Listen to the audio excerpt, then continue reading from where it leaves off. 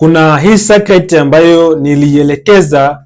Sasa watu wengi wamekuwa kidoubt kwamba ina harufu, inanuka vibaya na nini, lakini leo nataka niweke clear. Nadhani hii ndio itakuwa ni post ya mwisho, na kama una swali hakikisha unauliza hapa na sitaelezea tena hii circuit. Hii circuit namna ambavyo unatakiwa kuiferment, unatakiwa uiweke kwenye kopo ambalo unahakikisha halitoi hewa. Kila baada ya siku 2 unafungulia ile hewa itoke. Ni kama dakika 2 hivi, alafu unafunga tena, unaiweka, unahifadhi sehemu ambayo haina joto lakini pia haina baridi kali, sehemu ambayo ina joto la kawaida. Kwa muda wa siku 5 mpaka siku 7 unaanza kuitumia. Unavyoifinyanga hakikisha yale maji yake ndio ambayo unayamwagia kwa juu, usiweke maji mengine.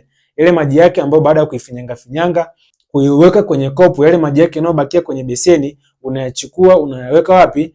Kwa juu. Then baada ya siku hizo 5 au siku 7 unaanza kuitumia either asubuhi wakati wa chakula, ama mchana, ama jioni, lakini unakuwa unatumia asubuhi, mchana na jioni. Kuna watu ambao wameitumia imewaletea matokeo. Mbona sasa wao hawajadoubt kama nyinyi ambavyo mnadoubt wengine?